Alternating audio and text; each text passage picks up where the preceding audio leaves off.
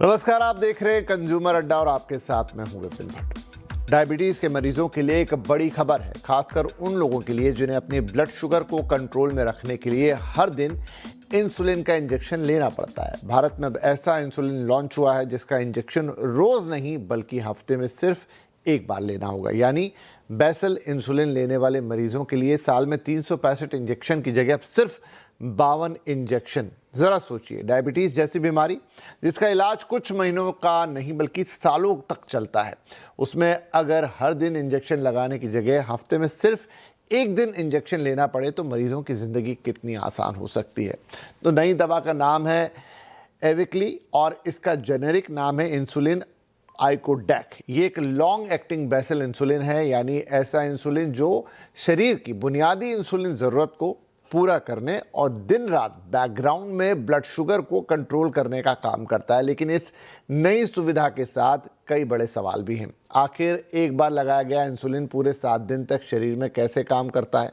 क्या हर डायबिटीज़ मरीज़ इसका इस्तेमाल कर सकता है? क्या रोज़ इंसुलिन लेने वाला कोई भी मरीज़ अब वीकली इंसुलिन पर शिफ्ट हो सकता है? इसकी कीमत कितनी है और क्या ये आम मरीज़ की पहुँच में होगी? और सबसे ज़रूरी सवाल, अगर एक बार शरीर में जाने के बाद इंसुलिन 7 दिन तक काम करता है तो इसकी डोज कैसे तय होगी? ब्लड शुगर ज़रूरत से ज़्यादा गिरने यानी हाइपोग्लाइसेमिया का खतरा कितना है? और अगर किसी मरीज़ से डोज लेने में गलती हो जाए तो उसे कैसे मैनेज किया जाएगा? सुनने में डायबिटीज़ के इलाज में किसी क्रांति से कम नहीं लगता है, लेकिन क्या वीकली इंसुलिन वाकई डायबिटीज़ ट्रीटमेंट का भविष्य है या इसकी भी अपनी सीमाएँ हैं? आज कंज्यूमर अड्डा में इसी पर बात होगी। हफ्ते में एक बार वाले इंसुलिन का पूरा हिसाब किताब आपके लिए, इसके फ़ायदे, इसकी कीमत, इसकी सुरक्षा और ये भी कि आखिर किन मरीजों के लिए ये नई दवा एक गेम चेंजर साबित हो सकती है। और ये सारी बातचीत करने के लिए हमारे साथ हैं एंडोक्राइनोलॉजिस्ट और diabetologist doctor Shashank R Joshi और इंद्रप्रस्थ अपोलो अस्पताल में एंडोक्रिनोलॉजी के senior consultant doctor SK Wangnoo. आप दोनों का बहुत बहुत स्वागत है। तो डॉक्टर जोशी, आपसे हम शुरुआत करते हैं। तो ये देखिए, इस नई दवा का चर्चा तो हमने भी हाल ही में सुना, पेपर में पढ़ा, कुछ और जगह पे पढ़ने में आया और ये भारत में लॉन्च होने जा रही है। अब ये बताइए कि ये बेसिकली बेसल इंसुलिन मैंने हर जगह पढ़ा, थोड़ा बहुत आइडिया तो लगा, दर्शकों को भी बताया, लेकिन क्या अंतर है बाकी के इंसुलिन और बेसल इंसुलिन में?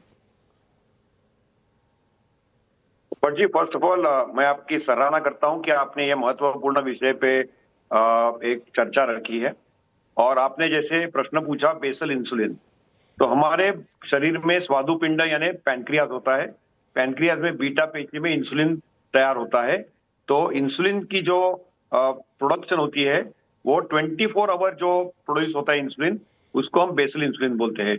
ये 0.5 to 1 यूनिट पर आवर होता है। यूजुअली 12 से 24 यूनिट पर डे इसका प्रोडक्शन होता है। ये 24/7 इंसुलिन बोलते हैं, जिसको बेसल इंसुलिन बोलते हैं। हर टाइम जब हम खाना खाते हैं, मील लेते हैं या नाश्ता, दोपहर का खाना, रात का खाना, तो उसको मील टाइम इंसुलिन बोलते हैं। तो इंसुलिन के 2 प्रकार है, एक तो 24 घंटे वाला इंसुलिन और दूसरा जो इंसुलिन है वो हर वक्त जब हम खाना खाते हैं, सेवन करते हैं नाश्ते का, तो मील टाइम इंसुलिन। और इसलिए बोलस इंसुलिन का नाम जो आता है वो मील टाइम इंसुलिन में दिया जाता है। और बेसल इंसुलिन यानी शरीर में पैनक्रियाज में 24/7 जो इंसुलिन पैदा होता है उसको हम बेसल इंसुलिन बोलते हैं। तो इसका जो नॉर्मल समीकरण था, पहले सिर्फ 12 घंटे का बेसल इंसुलिन मिलता था। फिर एक 20 साल पहले एक बड़ा एडवांस होके ग्लार्जिन नामक इंसुलिन आया जो 24 घंटे में एक बार काम करता है। और अभी जो आपने जैसे बताया कि जो नया इंसुलिन आया है ये आइकोडेक, ये 7 डेज में एक बार चलने वाला बेसल इंसुलिन है। लेकिन इंसुलिन वही है कि 24/7 जो इंसुलिन बनता है हमारे पैनक्रियाज में, वही इंसुलिन हम बाहर से रिप्लेस कर रहे हैं। ओके, तो डॉक्टर वांगनू, फिर ये पर्टिकुलर दवाई किन लोगों के लिए, मतलब जो हमें एक मोटी मोटी जानकारी होती कि टाइप 1 डायबिटीज यानी जिनके शरीर में इंसुलिन है ही नहीं, टाइप 2 यानी है तो सही लेकिन वो प्रॉपरली काम नहीं कर पाता, तो मेनली ये दवाई किसको टारगेट करेगी? Thank you very much. तो जैसे डॉक्टर जोशी ने बताया कि इंसुलिन के बारे में जो करंट रिकमेंडेशन जो उसको बताया गया कि किस किस में यूज कर सकते हैं, both type 1 and type 2 diabetes above the age of 12 year, जिनकी उम्र 12 साल से ज़्यादा है, अभी उसी में यूज करने के रिकमेंडेशंस आए हैं, चाहे वो टाइप 1 हो या टाइप 2, और उन लोगों को दी जाती है टाइप 1 और टाइप 2 को जो कि ओरल एंटी डायबिटिक ड्रग्स जो ले रहे हैं, 2 किस्म के, एक किस्म के, 3 किस्म के, मल्टीपल ओरल एंटी डायबिटिक से उनका शुगर कंट्रोल में नहीं हो रहा है, ऐसे मरीज को हम फिर बेसल इंसुलिन से स्टार्ट करते हैं।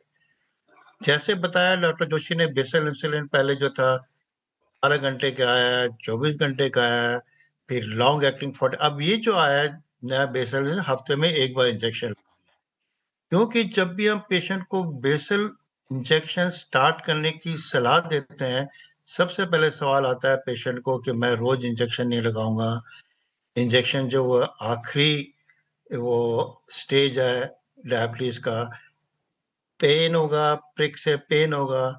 इन सारी बातों को ध्यान में रखते हुए जो कंपनी ने नई दवाई बनाई है, ये इतनी सिंपल है लेने के लिए कि एक शॉट आपने रात को लगाया और वो 7 दिन धीरे धीरे धीरे इंसुलिन को रिलीज करती रहेगी, और 7 दिन तक अपना पूरा कामयाब जो उसका असर है इक्वल अमाउंट में 7 दिन तक चलता रहेगा। तो कहने का मतलब है पेशेंट जो पहले हिचकिचाता था इंसुलिन स्टार्ट करने के लिए, अब हम डॉक्टरों को उनको इंसुलिन इनिशिएशन, इंसुलिन स्टार्ट करने के लिए हमको इजी रहेगा उनको बताने के लिए कि कितना सिंपल है, कितना कन्वीनियंट है, कितना इफेक्टिव है, इसके साइड इफेक्ट्स भी बिल्कुल नहीं है जो लोगों को डर है। जी ठीक है, तो अब सवाल ये आता है डॉक्टर जोशी कि क्या रोज जो लोग इंसुलिन लेते हैं, मतलब वो इंजेक्शन से ही लेते होंगे, लेकिन अब इंजेक्शन से लेने वाला कोई भी मरीज वीकली इंसुलिन पर शिफ्ट कर सकता है? विपिन जी, ये बहुत सही सवाल है कि जो रोज बेसल इंसुलिन जो मरीज लेते हैं उनको हम शिफ्ट कर पाएंगे क्या? तो उसका प्रश्न का उत्तर है कि जो ग्लार्जिन या जो डेग्लूडेक करके इंसुलिन आते हैं, जो वंस अ डे इंसुलिन आते हैं, उनको हम शिफ्ट कर पाएंगे, लेकिन इसके लिए वैद्यकीय सुपरविजन की जरूरत है, डायबिटोलॉजिस्ट एंडोक्रोलॉजिस्ट की सुपरविजन की जरूरत है, और हमको अभी शुगर मापने की जो इंस्ट्रूमेंट्स है जिसको हम कंटिन्यूअस ग्लूकोज मॉनिटर बोलते हैं वो लगाते हैं, तो इसको ईज ऑफ यूज और ट्रांजिशन हो सकता है। तो आपका प्रश्न सही है कि जिनमें बेसल इंसुलिन का प्रयोग ऑलरेडी हो रखा है वो मरीजों को ये शिफ्ट करना पॉसिबल है, और ये जो क्रॉनिक मरीज है यानी जो कंटिन्यूअसली ये इंसुलिन ले रहे लास्ट 3-4 साल से, यहाँ पे ये ट्रांजिशन और शिफ्ट करना पॉसिबल है। लेकिन जिनकी शुगर कंटिन्यूअसली ऊपर नीचे होती है, जिसके लिए कंटिन्यूअस एडजस्टमेंट लगते हैं, उनमें ये शिफ्ट करना मुनासिब नहीं होगा। तो इसके लिए वैद्यकीय सलाह और closed medical supervision with health care team और मॉनिटरिंग, ये इसकी बहुत जरूरी है। लेकिन शिफ्ट करने के बाद उनको काफी ईज ऑफ यूज आ जाएगा। फॉर एग्जाम्पल, रोज डेली एक लॉन्ग एक्टिंग इंसुलिन बेसल लेते हैं और उसके जगह सिर्फ हफ्ते में एक बार लेते हैं, तो ये बहुत बड़ी एक चेंजिंग थेरेपी होगी, और इसका ही हमको अनुभव अभी 1 साल 1.5 साल से हो रहा है। इसके पहले हमारे पास GLP-1 आपने सुना रहेगा, जो डेली देते थे, अभी हफ्ते में एक बार लेते हैं, जिससे वजन भी घटता है, शुगर भी घटती है। तो ये पॉसिबल है कि वंस अ वीक शिफ्ट करना पॉसिबल है एक सिलेक्टेड ग्रुप ऑफ पेशेंट्स में अंडर मेडिकल सुपरविजन। राइट, बहुत इंपॉर्टेंट है जैसा डॉक्टर साहब कह रहे हैं कि बिना डॉक्टर की सलाह के नहीं। बहुत अच्छा है, बहुत फायदे का है, लेकिन डॉक्टर की सलाह बहुत जरूरी है। इसका डॉक्टर वांगनू एक और बड़ा एस्पेक्ट है जो मैं पढ़ रहा था, और वो कीमत को लेकर है। कहा जा रहा है कि अभी तक जैसे जो बेसल इंजेक्शन डेली बेसिस पे 24 घंटे वाले पीरियड वाले पे लेने पड़ते थे, उसके मुकाबले ये करीब 30 से 40% मरीजों को सस्ता पड़ेगा। आप बिल्कुल ठीक कह रहे हैं। ये जो नया इंसुलिन है, तो सबसे बड़ी खुशी की ये बात है, हम सोच रहे थे इसकी कीमत बहुत ज्यादा होगी, काफी रिसर्च लगी है, लेकिन कायदे में देखा जाए जो उसका इन्होंने प्राइसिंग रखी है वो 30% लेस है। अगर हम कंपेयर करें ग्लार्जिन से, डेग्लूडेक से, उनसे 30% लेस है। तो एक बहुत अच्छी खबर है कि एक तो प्राइसिंग भी कम होगी, जिसको हम बोलते हैं अफोर्डेबिलिटी, और इस प्राइसिंग कम होने से मोर पेशेंट को हम इंसुलिन पर इनिशिएट कर सकते हैं। तो यानी ये जो 30 से 40% तक कम कीमत की जो दवा है, it is a welcome move. इसको हम स्वागत करते हैं, इस मूव को कंपनी की तरफ से, कि ज्यादा से ज्यादा पेशेंट जो है वो इंसुलिन पर। अभी तक तुम देखो कि हमारे इंडिया में 6 मिलियन से ज्यादा इंसुलिन यूजर्स नहीं है। That is the biggest problem.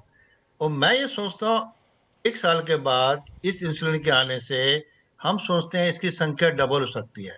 6 million से 12 मिलियन हो सकता है कि लोगों जो ज्यादा से ज्यादा लोग इस इंसुलिन का इस्तेमाल करके अपने शुगर को कंट्रोल में रखें, और जिसका कि मापदंड होता है HbA1c, जिसको हमको 7 पर रखना पड़ता है। और दूसरी खास बात है, कम दाम है, अफोर्डेबिलिटी है, सेफ है, इफेक्टिव है, और लो ब्लड शुगर के भी चांसेस बहुत कम है। ये लो ब्लड शुगर वाला बहुत इंपॉर्टेंट सवाल था, मैं आगे आपके पास लेके आऊंगा। हालांकि आपने क्लियर किया कि चांसेस कम है, क्योंकि वो भी कई बार बहुत खतरनाक स्थिति बन जाती है। वेल डॉक्टर शशांक, क्योंकि ये एक बार जाएगा 7 दिन में और काम करता रहेगा शरीर के अंदर और पूरा इंसुलिन सप्लाई करेगा, तो इसकी डोज कैसे तय करेंगे? क्या हर मरीज के लिए एक डोज होगी या सबके लिए अलग अलग होगी? नहीं, इसमें इंडिविजुअलाइजेशन की है और ये एक यूनिवर्सल डोज नहीं हो सकता है इसके लिए। तो पर किलोग्राम बॉडी वेट डोज होगा और एक बेसल स्टार्टिंग डोज सिंपल रहेगा। तो नॉर्मली सपोज हम 10 यूनिट ग्लार्जिन यूनिट इंसुलिन देते थे रात को 10 बजे, और एक ओल्ड फॉर्मूला था 10 10 एंड 100, यानी 10 यूनिट्स ऑफ ग्लार्जिन हम जब देते थे 10 बजे रात को, तो सुबह शुगर 100 के नीचे आने की एक संभावना रहती थी। ये जो ट्रेडिशनल फॉर्मूला था। तो जब 7 दिन का फॉर्मूला होता है तो एक स्टैंडर्ड डोज 70 यूनिट बनेगा, और उन्होंने कंपनी में बताया कि 70 यूनिट का जो कीमत होगी वो अराउंड 260 टू 70 रुपीज होगी। तो एक स्टैंडर्ड समीकरण है, लेकिन इसमें individualisation, body weight, type 2 diabetes है कि टाइप 1 डायबिटीज है, पहले इंसुलिन लिया था कि नहीं लिया था, ये सब उसमें फैक्टर्स आते हैं। इसलिए एक वैद्यकीय स्पेशलिस्ट जैसे एंडोक्रिनोलॉजिस्ट या डायबिटोलॉजिस्ट हो गए, उनके निगरानी में ही ये डोसिंग करना पड़ेगा। लेकिन ईज ऑफ यूज बहुत ज्यादा बढ़ जाएगा, क्योंकि ये it will be very easy to use it, क्योंकि हफ्ते में एक ही बार देना है उसको। राइट। तो डॉक्टर वांगनू, इजी हो जाएगा, ये बार बार ये बात निकल कर आ रही है, व्हाई नॉट? और दूसरा, आप जो बात कर रहे थे अभी हाइपोग्लिसेमिया की, यानी कि ब्लड शुगर जरूरत से ज्यादा गिर तो नहीं जाएगी, तो नेचुरली सोचे तो सवाल मन में यही आता है कि अभी तो आप ठीक है, एक जो देते थे बेसल 24 घंटे की ही साइकिल थी, आप संभाल सकते थे। अब एक बार आपने इंजेक्ट किया और 7 दिन के लिए जा रहा है, इस बीच कहीं ब्लड शुगर लो होने का खतरा तो नहीं है? आप कह रहे हैं कि नहीं, उसमें खतरा कम हो रहा है, कैसे? देखिए, मैं आपको बताता हूँ पिंजे, क्योंकि लोग समझेंगे, सपोज वो डेली 10 यूनिट लेते थे, अब हमको वो 7 गुना इंसुलिन देना है उनको हफ्ते में एक बार, यानी कि 70 यूनिट देना है। तो लोगों के माइंड में ये आएगा कि हम इतना ज्यादा इंसुलिन लगा रहे हैं तो हमारा जो शुगर बहुत लो होने का ज्यादा खतरा है। लेकिन अगर आप इसकी टेक्नोलॉजी सोचें, ये जो उन्होंने इंसुलिन बनाया, जब ये इंजेक्ट होता है, ये बॉडी में एल्ब्यूमिन के साथ बॉन्ड होता है। ये जो एल्ब्यूमिन बॉडी में प्रोटीन है उसके साथ बॉन्ड होता है, और ये जो बॉन्ड फॉर्म है ये ब्लड में धीरे धीरे धीरे इंसुलिन को रिलीज करता है। कहने का मतलब है, अगर 70 यूनिट्स हम इनको इंजेक्ट भी कर रहे हैं, वो एक दिन में 10 यूनिट से ज्यादा बॉडी में रिलीज नहीं करेगा। तो इसका मतलब यह है कि जो लेवल है, जो इंसुलिन का लेवल पूरे हफ्ते में सेम ही रहेगा, कहीं ऊपर नहीं होगा, कहीं नीचे नहीं होगा, जिसके कारण शुगर भी लो होने का खतरा नहीं होगा। अब हम कहते थे कि जो हम पहले इंसुलिन देते थे हर रोज, उसमें भी लो शुगर होने का डर रहता था, क्योंकि हमको शुगर मॉनिटरिंग करनी पड़ती थी। इसमें जो है, क्योंकि एल्बुमिन बॉन्ड है, स्लो रिलीज है, तो ओवर ए पीरियड ऑफ एक हफ्ता धीरे धीरे काम करेगी, तो इसमें चांसेस कम हो जाते हैं लो शुगर के लिए। तो इसलिए हम कहते हैं कि ये प्रीटी सेफ इंसुलिन है। और डॉक्टर जोशी ने बताया इसमें मॉनिटरिंग करने के लिए जो ऑलरेडी इंसुलिन ले रहे हो उनको कैसे स्विच किया जाए। जो इंसुलिन नायब है, जिनको इंसुलिन कभी स्टार्ट, उनके लिए तो बड़ा सिंपल है, डोज लगाई, जो उनकी नॉर्मल डोज है 7 से गुना किया। अगर वो 20 ले रहे हैं तो 140 यूनिट लेना है, 30 ले रहे हैं तो 210 यूनिट लेना है। ज्यादा जो इतना जो यूनिट है, लेकिन उसका जो वॉल्यूम है वो इतना कम जाएगा, क्योंकि इंसुलिन जो उसके अंदर पेन में है वो 700 यूनिट्स पर ml है, हाईली कंसंट्रेटेड इंसुलिन। तो अगर हम 200-100 यूनिट भी दे रहे हैं बहुत ही कम मात्रा में वो बॉडी के अंदर जाएगा, जिससे पेशेंट को कोई फील नहीं होगा कि मैं इतना हाई डोज ले रहा हूँ जिसके कारण मुझे तकलीफ होगी।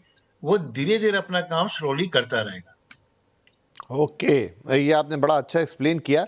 डॉक्टर जोशी, एक सवाल आ गया मन में, लेकिन ये बात सुनते सुनते कि पहले 24 घंटे आपने कहा, पहले 12 घंटे के लिए था, फिर वो 24 घंटे के लिए बना, और अब इतने सालों बाद ये पूरे 7 दिन के लिए आ गई है।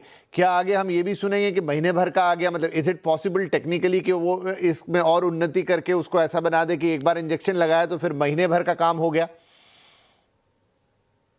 विपिन जी, ये बहुत सही सवाल है कि once a month, once in 6 months, once a year insulin के ऊपर भी रिसर्च जारी है। इनफैक्ट इंसुलिन तो इंजेक्शन मार्फत दिया जाता है। ये पेप्टाइड है, जो हम ओरल इंसुलिन लेते हैं तो वो डिसॉल्व हो जाता है। इनहेल्ड इंसुलिन का long acting version, insulin basal का पैच, ये सब नई नई संशोधन और इनोवेशन है, लेकिन उसके लिए काफी टाइम लगेगा। जैसे वांगनू सर ने करेक्टली बताया आपको कि इसमें जो स्लो रिलीज पैटर्न है, इसलिए हमको डरने की कोई बात नहीं है। इसका जो पैटर्न, जो इंसुलिन जो होता है एक हेक्सामर फॉर्म में रहता है, और वो हेक्सामर का जो मोनोमर टाइमिंग होता है वो एक सिस्टमैटिकली एल्बुमिन से ग्रेजुअली वो डिसोसिएट होते जाता है, और वो एकदम उसका प्रोग्रामिंग जो होता है, ये प्रोग्राम्ड इंसुलिन है। तो इसका जो प्रोग्राम रिलीज होता है वो दिन में, सपोज आपने 70 यूनिट लेना है तो 10 यूनिट ही जाएगा पूरा 24 आवर्स में। नेक्स्ट 24 आवर्स में सिर्फ 10 यूनिट्स ही जाएगा। तो इसलिए इसका खतरा बहुत कम है। वैसे ही 1 मंथ तक इसका एक्सटेंशन, उसके लिए जो प्रोटीन बाइंडिंग लगता है, इसके ऊपर रिसर्च और संशोधन जरूर जारी है। 15 दिन में एक बार, 30 दिन में एक बार, इसकी भी हम आकांक्षा रखते हैं, लेकिन इसके लिए वक्त लगेगा। इसके ऊपर काफी रिसर्च करते हैं। जिन्होंने ये इनोवेट किया है, नोवो नॉर्डिस्क, आइकोडेक, इन्होंने लास्ट 5 साल में हजारों मरीजों में इनकी रैंडमाइज ट्रायल, कंट्रोल ट्रायल की है। भारत मंच में भी इसकी ट्रायल्स हो चुकी है, और ये एक सिस्टमैटिक रेगुलेटरी प्रोसेस फॉलो करना पड़ता है। तो इसमें आशा जरूर है कि 15 दिन में या 30 दिन में इंसुलिन आने की शक्यता है, लेकिन इसको मेरे ख्याल से 5-10 साल लग सकते हैं। और ओके, ठीक है, क्योंकि ये भी आई थिंक 99 के बाद ये बड़ा ब्रेक थ्रू आया है, मतलब कई साल लगे इसको आने में। लेकिन जो है वो काफ़ी इंपॉर्टेंट है। एक छोटा ब्रेक यहाँ पर लेंगे, और चूंकि अच्छी बात तो नहीं है, लेकिन भारत एक वर्ल्ड का डायबिटिक कैपिटल कहलाता है। नंबर फिगर्स आप देख रहे हैं कि कितने हमारे यहाँ डायबिटीज़ के मरीज़ हैं, और कितने ज़्यादा प्री डायबिटिक हैं, और ऐसे कितनी बड़ी तादाद है जिन्हें तो पता ही नहीं है कि अंदर ही अंदर डायबिटीज़ डेवलप हो रही है। और जिस तरह की लाइफस्टाइल में हम जी रहे हैं, जिस तरह के माहौल में हम पहुँच चुके हैं, भारत में डायबिटीज़ का खतरा दिन दुना रात चौगुना बढ़ रहा है। तो ऐसे में क्या इस तरह का जो इलाज निकल कर आया, ये बहुत ही ब्रेक थ्रू है? और दूसरा, क्या प्री डायबिटिक्स भी इस दवाई का इस्तेमाल कर सकते हैं? एनी हाउ, ये सारे सवाल मन में आते हैं, लेकिन अपने एक्सपर्ट से पूछेंगे इस छोटे से ब्रेक के बाद। डायबिटीज़ का डोज अब नहीं रोज़ रोज़, क्योंकि मार्केट में एक नई डायबिटीज़ की दवाई आई है, इंसुलिन, जिसे बेसल इंसुलिन कहते हैं, जो खास तौर के मरीजों को दिया जाता है। अब तक का 24 घंटे में एक बार वो इंजेक्शन लेना होता था, लेकिन ये नई दवाई आपको हफ्ते में एक बार लेनी होगी, यानी रोज़ रोज़ वो इंसुलिन के इंजेक्शन से छुट्टी। और कहा जा रहा है कि बेहद सेफ है, बेहद आसान है, और साथ में किफ़ायती भी है, क्योंकि इसका दाम रेगुलर जो बेसल इंसुलिन था उससे 30 से 40% तक कम है। अब कुछ और इससे जुड़े हुए सवाल डॉक्टर वांगनू और डॉक्टर जोशी दोनों हमारे साथ बने हुए हैं। डॉक्टर वांगनू, ये बताएं अब हमें कि जो नॉर्मल डायबिटिक है, मतलब नॉर्मल डायबिटिक से मेरा मतलब है प्री डायबिटिक है, या जिनकी डायबिटीज़ मोस्टली अंडर कंट्रोल रहती है, क्या ऐसे मरीजों के लिए भी ये दवा किसी काम की है या नहीं? उनके लिए वो पिल्स या फिर जो रेगुलर लाइफस्टाइल वाली चीज़ें हैं वहीं से मैनेज हो जाएगा? विपिन जी, फिलहाल तो ये प्री डायबिटीज के लिए अप्रूव नहीं हुई है दवाई। ये अभी टाइप 1 और टाइप 2 के लिए अप्रूव है। लेकिन मैं आपको पीछे थोड़ा ले जाता हूँ। जब इंसुलिन ग्लार्जिन आई थी मार्केट में, जो डेली इंजेक्शन लगाते थे, उस पर एक ट्रायल हुआ था कि प्री डायबिटीज में कि इसको देने से 10 साल में लोगों को कुछ फायदा होता है या नहीं फायदा होता है। लेकिन उसमें ये नजर में आया कि इंसुलिन का कोई साइड इफेक्ट नहीं हुआ, चाहे वो प्री डायबिटीज में भी लगाया, हार्ट पर कोई इफेक्ट नहीं हुआ। मेरे कहने का मतलब फॉर द टाइमिंग जो प्री डायबिटीज ऐसी स्टेज है जिसमें इंसुलिन रेजिस्टेंस ज्यादा है, जिसको तोड़ा जा सकता है लाइफस्टाइल मॉडिफिकेशन से, डाइट एंड एक्सरसाइज से। दैट इज द फंडामेंटल, क्योंकि जब इंसुलिन रेजिस्टेंस ज्यादा होता है तो उसको लाइफस्टाइल से ठीक किया जा सकता है। और मैं ये कहूंगा कि अभी प्री डायबिटीज में इसको यूज करने की पूरी सलाह नहीं हम देते हैं, केवल लाइफस्टाइल मॉडिफिकेशन को करते हैं। अगर कई पेशेंट्स में फैमिली हिस्ट्री डायबिटीज की होती है, जो थोड़े ओबीज होते हैं, उनमें कभी कभी हम कुछ मेडिसिन का यूज करते हैं, हम बोलते हैं मेटफॉर्मिन, और इवन समटाइम्स जो न्यूअर ड्रग्स हैं जीएलपी में रिसेप्टर अगोनिस्ट, उनको भी दे सकते हैं जिससे उनका मोटापापन कम हो जाए, जिससे प्री डायबिटीज में बदलने से रुक जाए। तो यही मैं लोगों को कहूंगा, प्री डायबिटीज के लिए अभी ये दवाई इस्तेमाल नहीं की जा सकती है। डॉक्टर शशांक, देखिए अभी डॉक्टर साहब ने जिक्र ही किया ओजेम्पिक जैसी दवाओं का, जहां लोग वज़न, मैं अब रोज़ उसमें नई नई कहानियां सुन रहा हूं। वैसे भी हमने उसका बहुत मिसयूज़ देख लिया, गवर्नमेंट से भी वार्निंग आ गई कि उसको बिना प्रिस्क्रिप्शन पे ना लिया जाए, लेकिन वो ओवर द काउंटर भी मिल रही है। मैंने नया नया सुना कि लोग शादी के पहले अपना वजन घटाने के लिए अब ऐसी दवाइयों का इस्तेमाल कर रहे हैं, क्योंकि अदरवाइज तो बहुत मेहनत लगती है, constant lifestyle. Same to same यही बात मैं इसके लिए पूछना चाहता हूं कि जैसे डॉक्टर साहब ने कहा अभी कि बेटर लाइफस्टाइल, लेकिन एक तो लोगों के पास समय आजकल सो कॉल्ड कम हो गया, सेकंड वो मेहनत नहीं करना चाहते शायद उतनी, और ऑप्शन अगर मिल जाएगा तो कोई भी नहीं करना चाहेगा, एंड थर्डली शायद बहुत टाइट शेड्यूल्स और ये महानगर की लाइफ, अलग खान पान, ये सब मिला के उतने शायद 100 में से एक आदमी है जो उसको उस परफेक्ट लेवल पे मैनेज कर पाता है। और अगर ऐसे ऑप्शंस आने लग गए बाजार में तो फिर आदमी इसकी तरफ चला ही जाएगा चाहते ना चाहते हुए। विपिन जी, आपका सवाल बहुत अहम है, लेकिन हमको दो चीज देखनी चाहिए। नंबर वन, डायबिटीज होता क्यों है? डायबिटीज होता है, उसका प्रमुख कारण है डिसऑर्डर्ड लाइफस्टाइल। तो ये लाइफस्टाइल ही डिफेक्टिव होगा और ये हम करेक्ट नहीं करेंगे और उसके लिए क्विक फिक्स दवाई लेंगे तो ये गलत है। लेकिन yes, ease of use GLP one agents में जरूर हुआ है, लेकिन ये कॉस्मेटिक दवाई बिल्कुल नहीं है। ये मेडिकली सुपरवाइज्ड एंडोक्राइन पेप्टाइड दवाई है। और वैसे ही आइकोडेक भी एक प्रॉपर हफ्ते में once a day basal insulin के जगह वंस अ वीक इंसुलिन है। तो ये मेडिकली सुपरवाइज्ड थेरेपीज है। इसके इफेक्ट्स और साइड इफेक्ट्स होते हैं, इसके लिए निगरानी रखनी पड़ती है। तो शादी के लिए, बॉडी फिट होने के लिए ये इस्तेमाल करना ये बिल्कुल गलत है और इनकी हानि भी हो सकती है। इसलिए मेडिकल सुपरविजन का जरूर रहना बहुत जरूरी है। और सब जगहों को, सब जनों की ये जरूरत नहीं है। इक्वाडेक हो या जो सेमाग्लूटाइड हो, ये सबको नहीं लगता है, वो एक सिलेक्ट पॉपुलेशन को लगता है। लेकिन एक चीज है कि जैसे चार्ल्स डिकन ने कहा था कि we are in best of times but worst of times. We are in best of times क्योंकि हमारे पास अलग अलग ऑप्शंस अवेलेबल है और कन्वीनियंस अवेलेबल है। जैसे डेली लेने के जगह हफ्ते में हम एक बार ले सकते हैं। लेकिन वर्स्ट ऑफ टाइम्स क्योंकि जब हमारे पास बहुत ज्यादा चॉइस होते हैं तो उसका एक मिसयूज पोटेंशियल बढ़ जाता है और लाइफस्टाइल को हम बाईपास करते हैं, जिसकी वजह से वो मरीज को डिसीज हुआ है। तो उसका तो वो रूट कॉज है। तो रूट कॉज को तो हम एलिमिनेट नहीं कर सकते हैं। इसलिए ये बहुत जरूरी है कि हमको सबको सतर्क रहना चाहिए। लाइफस्टाइल की है, फिजिकल एक्टिविटी रखना, खान पान पे कंट्रोल रखना ये बहुत जरूरी है। मॉनिटरिंग करना उतना ही जरूरी है। मेडिकल सुपरविजन रखना ये भी जरूरी है। और हमको कॉम्प्लिकेशन अवॉइड करना है। हमारा मकसद एक ही है, आपको मोटापा हो या डायबिटीज हो, उनको कॉम्प्लिकेशन बिना हंसते खेलते उनकी जिंदगी गुजरनी चाहिए। उनको जो वैस्कुलर कॉम्प्लिकेशंस होते हैं, जैसे स्ट्रोक होता है, किडनी डिसीज होता है, हार्ट अटैक होता है, डायबिटिक फुट का प्रॉब्लम होता है, ये नहीं हुए। तो हमको एक कॉम्प्लिकेशन फ्री वर्ल्ड और डायबिटीज के ऊपर ये सब जो नई नई टेक्नोलॉजी और नई नई इनोवेशन जैसे आइकोडेक आया है, इससे हमको एक फायदा मिलेगा। क्योंकि हमारा 3 महीने का जो एवरेज, जैसे डॉक्टर वांगलू ने बताया, वो हम 7 के नीचे रख पाएंगे और वो इजीली हो पाएगा। जी बिल्कुल। तो यही दर्शकों से भी निवेदन है कि ठीक है, एडवांसमेंट है। वो चार्ल्स डिकेंस की जो सर ने वर्स्ट ऑफ द टाइम और गुड ऑफ द टाइम्स वाली बात कही, बिल्कुल सही है। तो उसका गलत उपयोग ना करें। सेमाग्लूटाइड वगैरह जैसी दवाइयाँ लेके वजन को कंट्रोल ना करें, वो स्पेसिफिक ग्रुप ऑफ लोगों के लिए है और लास्ट उसके इम्पैक्ट है। क्विकली डॉक्टर वांगनू, एक सवाल बस, समय मेरे पास ज़्यादा नहीं रह गया।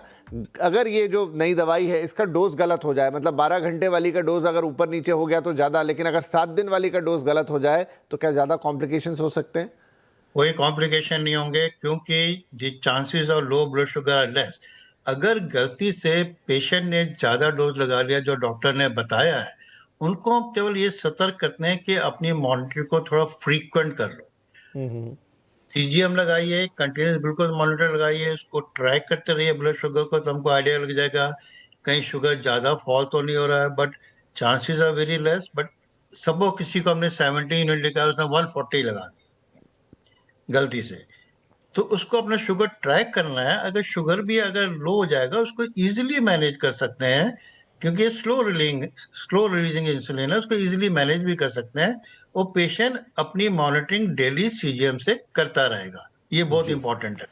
आपके पिछले सवाल में मुझे एक किस्सा याद आ गया। लोगों ने जो शादी करने से पहले जिन्होंने अपना वेट कम किया दवाई से, उनको कहने लगे ओज़ेम्पिक ब्राइड, और जिन्होंने उसके बाद बच्चा पैदा किया उसको कहने लगे ओज़ेम्पिक चाइल्ड। ये ऐसे ऐसे किस्से भी सुनने को मिल रहे हैं। जी जी बिल्कुल।